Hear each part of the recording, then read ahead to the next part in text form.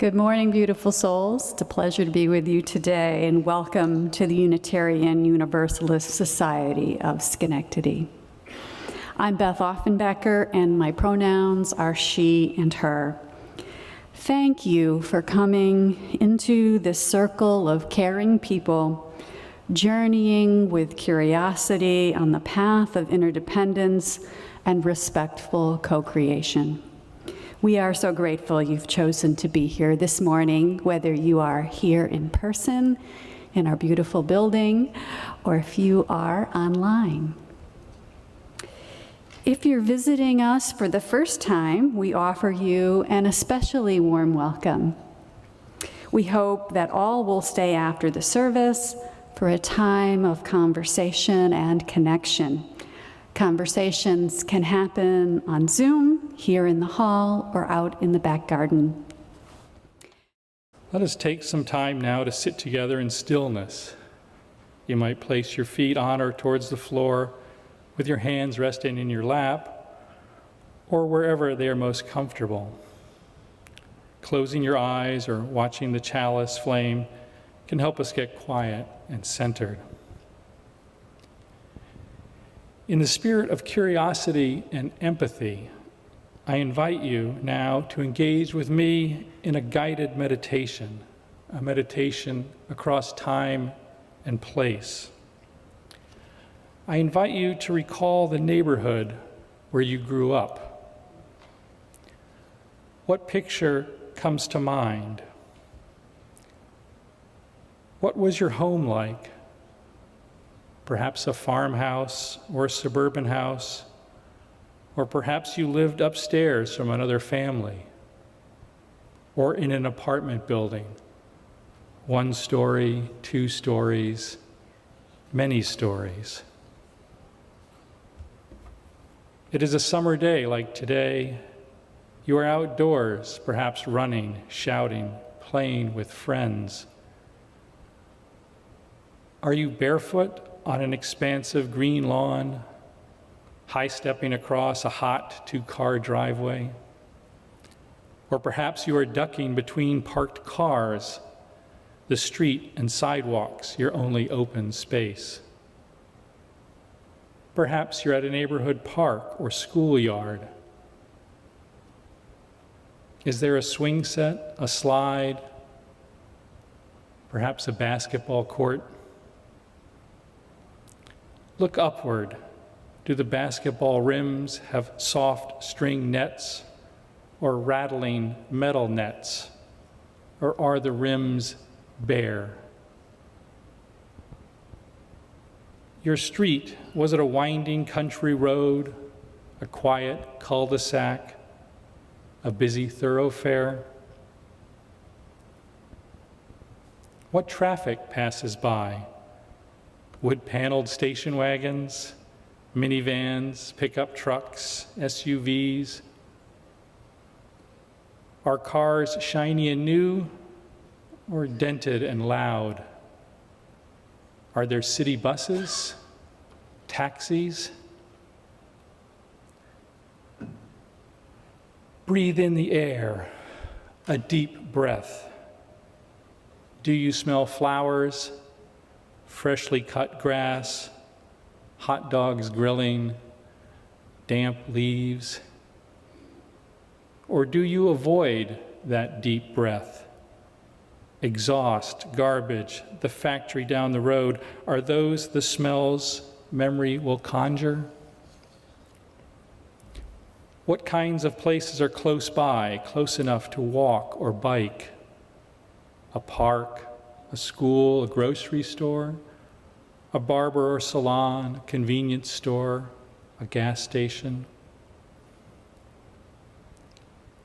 Walk down your street, turn the corner. What do you see? Another street like yours, rows of big houses or small houses or apartments, or perhaps shops and stores, or parking lots or railroad tracks or a highway. Now recall your neighbors, their faces, their hairstyles, their clothing. Do they look like you Some of them? All of them? Do neighbors know your name? Do you know their names? What else comes to mind for you? Sounds, smells, sights? What feelings? Do you feel safe, anxious? What defines that neighborhood as you knew it then, as you consider it now? And now let us picture the neighborhoods where we currently live, the buildings, the roads, the public spaces, the air we breathe, the sounds we hear, our neighbors, our sense of home and security, or their absence. What defines your current neighborhood?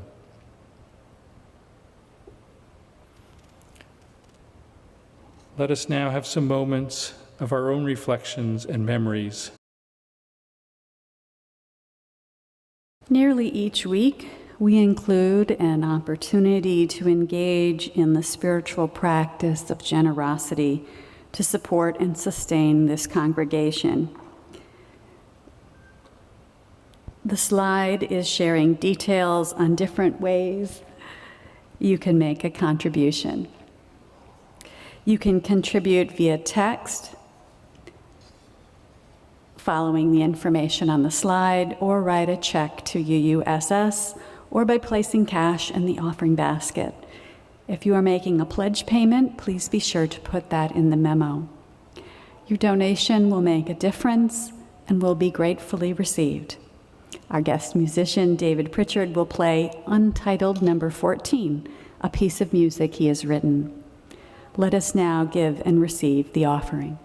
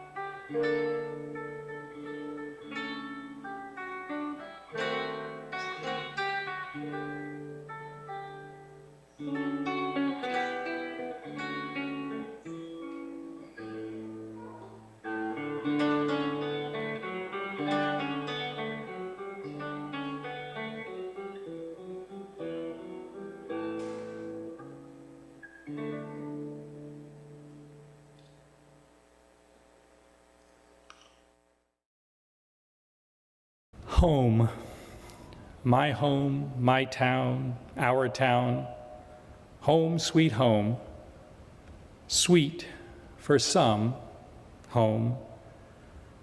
Where we grew up evokes memories and emotions for all of us. Good memories perhaps, mixed memories likely, challenges and struggles might also dominate. Where we live as adults can evoke different feelings, a pride of place, a marker of our accomplishments, a well-earned, comfortable retirement. Or it may be a home we hadn't expected, a shore we have been tossed upon by the surprise twists and turns that any life might bring. Permanence or impermanence, a way station during a transition. Some of us may still live or live again in the house we grew up in. Many of us have chosen or half chosen where we live now, a home we own or an apartment we rent. I have lived in cities most of my adult life. Always a renter until my wife Carol and I bought a house here in Schenectady. I swear for the first year in the house, every time I went to the basement to do laundry, I tried to put a quarter in the washing machine. What draws me to cities? I can't say exactly. I grew up in what was then a small rural university town, Blacksburg, Virginia, home to Virginia Tech. When I was 15, my family moved to New Jersey, to a white upper middle class suburban neighborhood 25 miles from New York City. I made lifelong friends there, but the neighborhood, the town, the rings of similar suburbs never quite fit me. A miscut coat, too tight here, too loose there. There must be 1,000 little influences all jumbled up, whispering to each of us, this fits, this is home. I have a brother now who lives on 40 acres in rural Ohio, the house built to his and his wife's design. I have a sister who lives in a middle-class neighborhood in a small Pennsylvania city, and another sister who lives in an upper middle-class suburban neighborhood in Alexandria, Virginia, and a brother who lives in Niceville, Florida, a pleasant panhandle community not far from where the movie The Truman Show was filmed. All of us siblings have lived in different cities and different homes, determined by work and schools and weather preferences and the real estate markets. And we all felt free to make our choices, as different as they have been. I am sure many of you have similar stories to tell. A few years ago, one summer afternoon, I was headed out from the office, dressed for softball. Our company team was playing that evening at Bleecker Stadium in Albany. I had never played at that field before. The field is pretty good, a teammate assured me, but the neighborhood is a bit sketchy. I would like to tell you that I have never described a neighborhood as sketchy, but I have. And I could clarify, I meant the rundown buildings, I meant the trash on the street or beat up cars, or. But a word like sketchy, must not such a word also taint the inhabitants, the people who live in that neighborhood? Have you ever made a wrong turn while driving, likely in an urban area, a turn into an unfamiliar neighborhood and found yourself reaching quickly to lock the car doors? A sketchy neighborhood, no doubt. Or perhaps you live now or have lived in a neighborhood that others might call sketchy or some other similar term. I lived in a neighborhood others would describe as sketchy in New York City for nearly 20 years. I liked that neighborhood. I felt a certain pride and ownership of my neighborhood. I never described my own neighborhood as sketchy. Whatever your personal taste in environments, urban, suburban, rural, there are good neighborhoods and there are bad neighborhoods and some in between, right? Common sense, common logic, common knowledge, and everyone wants to live in a good neighborhood, a safe neighborhood, clean, respectful neighbors, good schools. Of course, a good neighborhood has to have good schools. Many turns or roadblocks can determine where we end up, where we call home.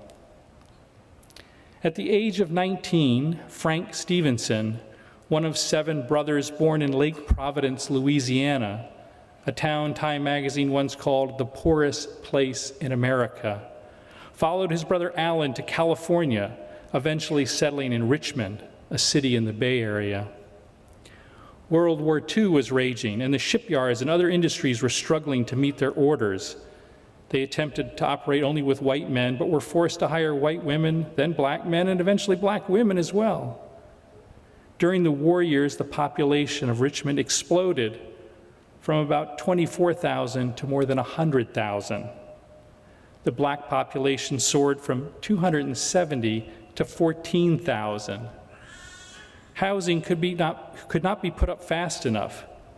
The federal government stepped in with public housing. it was officially and explicitly segregated. Poorly built units along the railroad tracks and shipbuilding areas for African American workers, better built units farther inland for the white workers. Because Richmond had been overwhelmingly white before the war, the federal government's decision to segregate public housing established segregated living patterns that persist to this day. Still, housing demand exceeded supply. The government recruited a developer to create Rollingwood, a new suburb, approving loans to finance the construction and requiring that none of the 700 houses to be sold to an African American. The Police and Housing Authority pressed the Recreation Department to forbid integrated activities. Where white and black projects shared recreational facilities, the authority designated special hours for African American use. To ensure that no African Americans migrated to Richmond unless they were essential to the war effort, the city's police stopped African American men on the street and arrested and jailed them if they couldn't prove they were employed. Under this cloud, Frank Stevenson quickly located a job at a Ford Motor Assembly plant that had been taken over to build Jeeps. Unable to find his own accommodation, even in the new public housing, Frank boarded with an elderly woman. As the war ended, Frank kept his job. A union contract prevented Ford from laying off black workers hired during the war. In 1953, Ford announced it would close its Richmond plant and reestablish operations in a larger facility 50 miles to the south, in Milpitas, a suburb of San Jose, rural at the time. Milpitas is part of what we now call Silicon Valley. The union negotiated with Ford to permit all workers from the Richmond plant, including 250 African Americans, to transfer to the new facility. Once Ford's plans for the new plant became known, Milpitas residents incorporated the town and passed an emergency ordinance permitting the city council to ban apartment construction and allow only single-family homes. Developers quickly set to work creating inexpensive single-family homes for workers. Banks offered FHA-guaranteed low-interest loans, making ownership affordable to working-class families. As in Rollingwood 10 years earlier, insured mortgages in Milpitas carried an openly stated prohibition on sales to African Americans. With no apartments and houses off limits, black workers, though their incomes were like the white assembly line workers, had to choose between giving up their good jobs, moving to apartments in a segregated neighborhood of San Jose, or enduring lengthy commutes. Frank Stevenson bought a van, recruited 8 others to share the costs, and made the drive daily for the next 20 years until he retired. The trip took more than an hour each way. Richard Rothstein begins his 2017 book, The Color of Law, A Forgotten History of How Government Segregated America, with this story, the story of Frank Stevenson and Richmond, California. He starts here in part because it occurred in the Bay Area, what we think of as one of the most liberal and inclusive areas in America. In fact, the title of chapter 1 of his book is a question. If San Francisco, then everywhere? I'll add as a footnote, many of you have heard of this kind of discrimination has hampered black Americans from accumulating generational wealth. I looked up the demographic numbers. The current population of Milpitas is 80,000, which includes about 1,600 black Americans. The average home value, according to Zillow, is $1.5 million. Rothstein goes on to show how government policy, explicit and implicit, helped create the segregated residential landscapes we know today. Racial zoning, setting aside certain areas where white Americans could live and certain areas where black Americans could live. Redlining, which was denying mortgages and loans in neighborhoods outlined in red on residential security maps, including most black American urban households. The interstate highway system, which allowed white flight, white families moving out of urban areas, often to communities that did not welcome black families. Oh, and those highways were often mapped so as to explicitly isolate black neighborhoods. Planners looking to garner local support actually offered this as a selling point for the highway. We can separate that neighborhood. Time and again, public financing and construction projects aimed not only to keep the races apart in segregated areas, but also to increase segregation, sometimes literally bulldozing an integrated neighborhood to the ground and replacing it with only black and only white neighborhoods. And building new public schools away from integrated neighborhoods. This was done in the South, where the schools were segregated, but some neighborhoods were integrated. So yes, they said to the parents, if you want your children to enjoy the new facilities, both black and white, you have to move from that integrated neighborhood to a segregated neighborhood. Of course, the black schools rarely saw the continued support to match their white counterparts. And of course, there was the denial of government guaranteed mortgages to black veterans. While not officially a policy of the federal government, the administration and distribution of this benefit, like so many before and after, was delegated to state and local governments, rife with racist attitudes and employees. Sometimes the government actions were inactions, police standing by passively as a newly arrived black family was harassed and terrorized in a predominantly white neighborhood. On, year after year, public policy and practice segregated America. As mentioned, many of these segregated living patterns persist to this day, but the injustices and discriminations are not just historical. Open a newspaper in any given week, and you will see how these currents continue. June 2022, Facebook settles with the Department of Justice over allegations that it engaged in discriminatory advertising that violated federal housing law. January 2023, Los Angeles-based City National Bank was fined $31 million for failing to underwrite mortgages in predominantly black and Latino communities. May 2023, ESSA Bank and Trust in Philadelphia fined over $3 million in redlining settlement. A black couple in California, surprised by a low appraisal for their home, has a white friend pose as the owner. New appraised value nearly $500,000 higher. Home, sweet home. Good neighborhoods and bad neighborhoods. Within the realm of housing, we find so much of our nation's tangled history, a history of racism and classism, discrimination and inequality. And we find ourselves deeply entangled as well, for we all live somewhere. For those privileged enough to be able to choose, few decisions are bigger and more consequential than where we choose to live. Socially entangled and personally entangled, our own tastes, urban, rural, suburban, our own resources and means, our children, so much to consider, so much to juggle.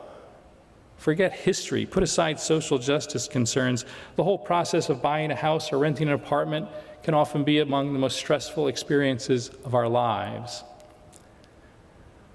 I can't tell you how we will fix a world where affordable housing is so hard to find, where there is so much homelessness, where neighborhoods have been segregated by racist public policy and private greed and fear. Many wiser guides are out there, people who can teach us and lead us, who can plant seeds for a better tomorrow. But I can tell you how we might help provide the fertile soil for those seeds to take root. We must speak honestly and openly of the complexities and nuances of the human-built world we inhabit. We must resist the casual descriptions and characterizations which can hide so much of the truth. Good neighborhoods, sketchy neighborhoods. Let us not unwittingly reaffirm the common sense, common logic, common knowledge which are rooted in all too common biases and stereotypes. Again, Richard Rothstein tells us, over the past few decades, we have developed euphemisms to help us forget how we as a nation have segregated African American citizens. We have become embarrassed about saying ghetto, a word that accurately describes a neighborhood where government has not only concentrated a minority, but established barriers to its exit. He continues, we don't hesitate to acknowledge that Jews in Eastern Europe were forced to live in ghettos where opportunity was limited and leaving was difficult or impossible. Yet when we encounter similar neighborhoods in this country, we now delicately refer to them as inner city. Yet everyone knows what we mean. When affluent whites gentrify the same geographic areas, we don't characterize those whites as inner city families, unquote. When we use simple, might we say lazy terms like sketchy to describe a neighborhood, we flatten out our complex and troubled history. When we roll our eyes or shrug our shoulders just so and half whispering the name of a certain neighborhood, we risk amplifying racist and classist tropes. And it is no longer just the ghettos. Inequality and economic exploitation and discrimination have pushed blight to many suburbs as well. And how often have we heard trailer park used pejoratively? I made a wrong turn and ended up in a, how should I describe the neighborhood? My eye is drawn to, well, the eyesores, boarded up buildings, weeds pushing up through cracked sidewalks, trash on the streets. But how should I describe this? Sketchy? Perhaps I might say slumlord neglected properties. Inspect more closely all that you see, the streets, the homes, the public spaces, and challenge yourself to imagine what might be hidden, the history of the place, the interior of the homes, the lives being lived there. Complexity and nuance will surface, a trickle of small bubbles at first, a geyser to follow. Among the run-down properties, look for the neat owner-occupied houses. See children playing on the stoop and sidewalk, hopscotch and jump rope. But is lead paint peeling from their apartment walls? A city bus crawls by the street. Young men hang out around a corner store. Down the block, a highway slices through the neighborhood, green parks and good jobs now a world away. The local school, how might we describe it? Run down or starved for resources? Inside, we likely find dedicated educators doing their best. Asthma attacks, evictions, hunger, the countless stresses of paycheck to paycheck living burdening their young students. The neighborhood might seem over-policed, yet still underprotected. Is there a supermarket nearby? Are people working 2 or 3 jobs to afford overpriced rents in overcrowded apartments? But there is community as well.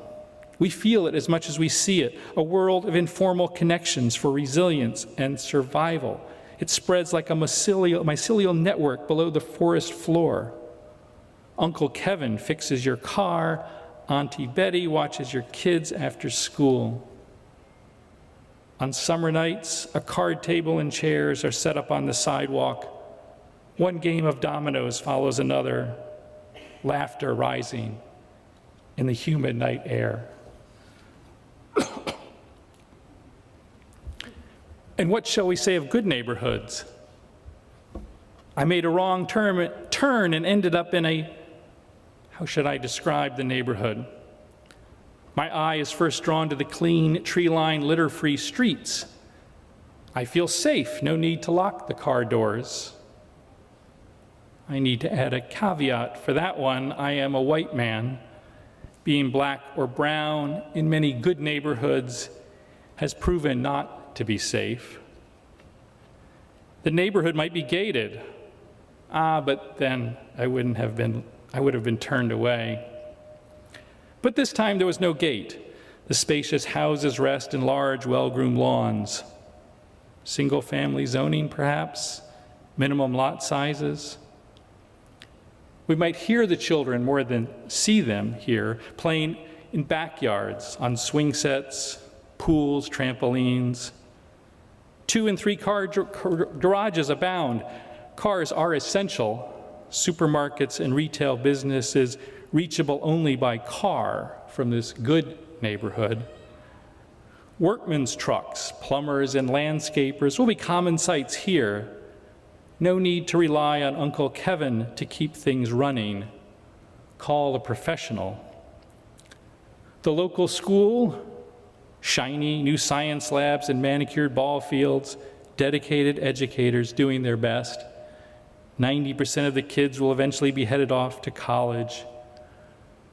But how many will be ignorant of, or even indifferent to, the day-to-day challenges of the many American families living paycheck to paycheck? Our good neighborhood may be notable for what we don't see.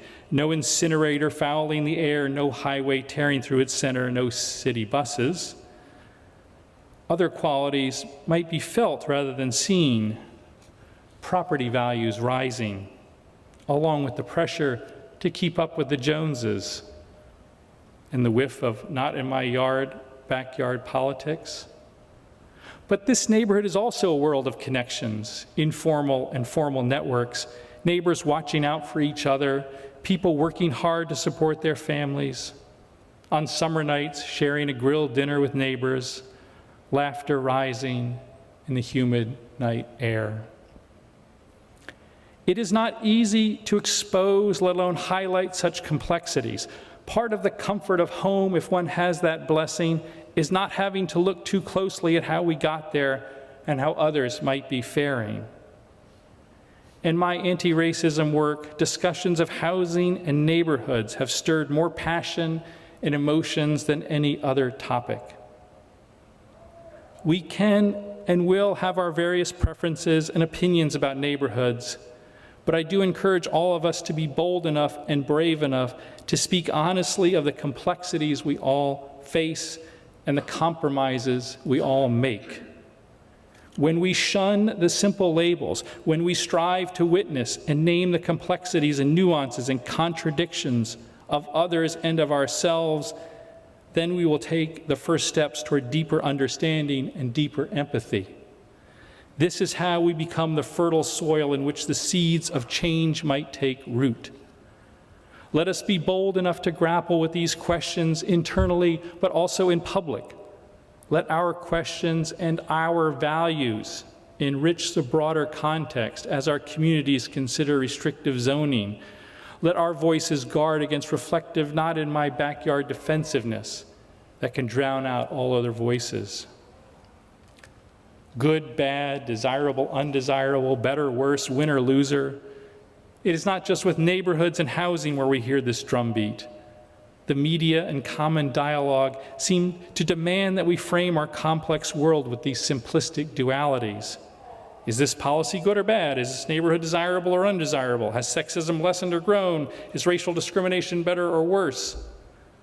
But as we have seen, such simple descriptions tempt us with their ease and certainty, but they cloud our understanding of the entangled, complex world in which we live. They blot out the stories of Frank Stevenson's and their 20 years of 2-hour commutes, and the Gwendolyn Brooks hoping in their overpriced kitchenette flats that there will be enough lukewarm water for a bath. As Unitarian Universalists, we extol a free and responsible search for truth and meaning. Let us live this principle by shunning simple dualistic descriptions. Let us search for the fuller stories, the deeper truths that reaffirm the inherent worth and dignity of all of us.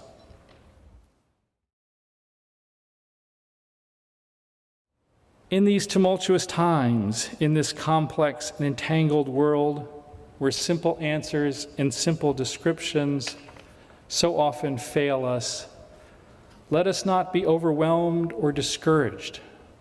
We have each other, we have beloved community, we have experiences and history and stories to share. We have doubts and questions and insights to share. Together in this spiritual home, May we find our way forward in hope and action and love.